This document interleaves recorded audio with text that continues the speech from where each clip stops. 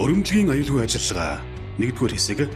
Өрмийн машины ажил эхлэхийн өмнөх тойрох үзлэгийг хэрхэн хийх вэ? Аюулгүй ажиллагааны нэг томоохон хэсэг нь тээврийн хэрэгсэлд тоногдох өрөмжийн аюулгүй байдлыг бүрэн хангах явдал юм.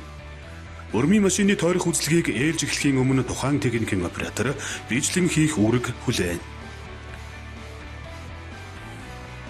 Өрөмжлөгийн машины ажил эхлэхийн өмнөх тойрох үзлэг нь дараах үндсэн 6 хэсгээс бүрдэнэ. Үүнд үйл ажиллагаа ба аюулгүй байдлын шалгалт, хөдөлгүүр болон компрессор, гидрийн систем, тоос цуглуулагч, гинж өгөлт болон чиглүүлэгч, явхад ангисан 6 хэсгийн шалгах үзүүлэлтийг бүрэн хангаснаар тээврийн хэрэгслийн аюулгүй ажиллах нөхцлөөр хангагдсны баталгаа болж тухайн ээлжид ашиглах боломжтой болох юм. Хэрэв үзлэгийн явцад аливаа эвдрэл гэмтэл илэрсэн тохиолдолд шуурхай ахлах ажилтнанд мэдэгдэн засварын хэсэгт шилжүүлэх зохицуулттай юм.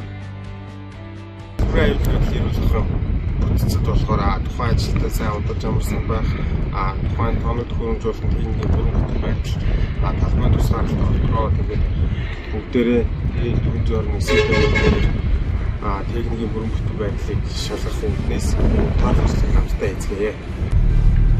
За техникийн тооцоололт маань процесс гэж байгаа. Эхнийх нь кабины үзлэг, хоёр дахь нь болохоор компрессор үзлэг, гурав дахь нь гидрийн систем болон гидрийн насосны үзлэг, дөрөвдөг нь болохоор тоос баригчийн систем үзлэг, тавдах нь явхад ангийн үзлэг гэж явж байгаа. Кабин тооцоололт маань за бүх гэрэлтүүлэг ажиллаж байна уу юу? Асааж үзнэ. За мөн дуудах асааж дуудахыг шалгаж үзнэ. Анх самбар дээр анхааруулах гэрэл ассан байна уу? За хөдөлгүүрийн тосны төвшин, гидрийн төвшин ямар байна? Тэр болгоныг нь харж шалгана. Кабины үйлчлэгийн явцад бол кабины галын орыг заавал үзэж шалгах хэрэгтэй. За заалт ногоон дээр байна уу? Сарынхаа тайлбарсан байна уу? Галын орыг бол ростертой нэг удаа хөдөлгөж хэсгэж явах хэрэгтэй. Тойрох үйлчлэгийн 1-р үе шат буюу кабины үйлчлэг хийх явцад тухайн техникийн оператор маань эмийн сан галын ороо заавал үзэж шалгах хэрэгтэй. Үйл ажиллагаа ба аюулгүй байдлын шалгалт. Энэ хэсэгт анхааруулах болон үйлдлийн гэрлүүд, хянах самбар, заагчид, сэнс, фарны үйл ажиллагааг шалгана. Мөн дууд дохой гар станц удирдлагуудын ирчаакууд, шил арчигч, толны бүрэн бүтэн байдлыг нягтлана. Кабин доторх болон гаднах байдал, суудал, хаалганы бариул, цоож, ажлын гэрлүүдийг үзнэ. Түүнчлэн аккумуляторын бэхэлгээ, клем, цахилгааны утасны холболт, галын хорны бэлэн байдал болон системийн хэвийн ажиллагааг бүрэн шалгах шаардлагатай. Энэхүү дарааллын дагуу бүх хэд ангуудыг шалгаж хамаарах хэсгийг шахтлан гэмтлийг тодорхойлно.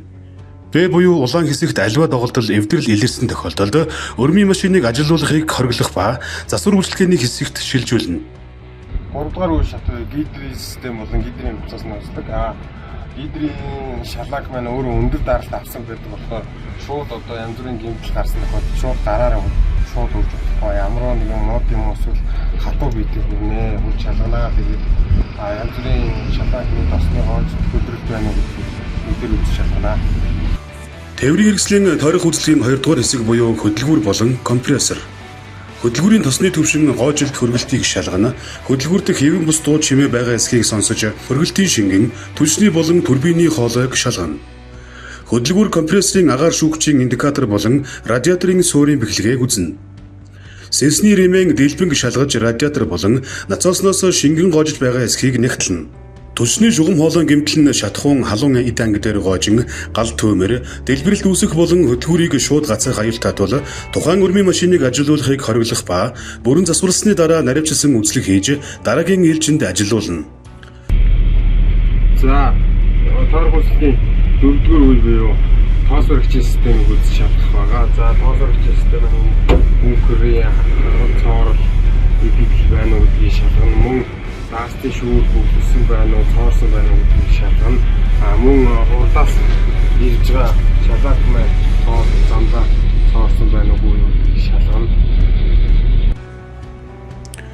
Гидрийн систем. Гидрийн шингэний төвшин болон системээс шингэн алдаж байгаа эсхийг шалгана. Бүх гидрийн холоонуудын хуваарлалт гидрийн насосны бэхлэгээг нягтлана. Насос болон хөдөлгүүр хоорондын байрлах зөөлөн холбоос гидравлик цилиндрүүдийн гоожилт хөдөлгөөнийг сайтар үзэх хэрэгтэй. Уурхай нөхцөлд байгаль орчинд сөрөг нөлөөлөл үзүүлэхгүй байх болон ажилтнуудын эрүүл аюулгүй орчинд ажиллах нөхцөлийг хангах гол үзүүлэлтийн нэг нь тоосон зүрхийн орчин бөгөөд өрөмдлөгийн машины тоос цуглуулагч нь бүрэн ажиллагаатай байх шаардлагыг хангасан байна. Тоос сорогч систем. Тоос цуглуулагчийн бэхлэгээний болт шланг илэгдэл тоноглолуудыг шалгана. Сорох шлангны илэгдэл нэгтрэл оруулах нөхний холбогч эдангийг үзнэ. Диафрагм хавхлахууд шүүрэлт байгаа эсэх болон ажлын дугуйн бэхлэгээний болтуудыг нэгтлэнэ. За тааргуулсан маань 5 дахь үйл шүү. Хамгийн сүүлийн үе шат. Нөхөдөнгийн эзлэх шалгалт байгаа. За нөхөдөнтэй болохоор чиглүүлэгч дугуй хэлсэн байна уу? Бензин хэлсэн байна уу? Машинкны хэлсэн байна уу? Гатны хэлсэн байна уу? Чиглүүлэгч дугуйны гол хэлсэн байна уу? Дизель системийн шалгааг хэлсэн байна уу гэдгийг үзэх байгаа. Гинж өгөлт болон чиглүүлэгч. Аварын гинжний таг болон хамгаалтын хуванцар гинж өгөлтийн илэгдлийг шалгана. Гинж чиглүүлэгч гинжин өгөлт болон шланг чиглүүлэгч гусуулах эсхийг үзэж шалгана.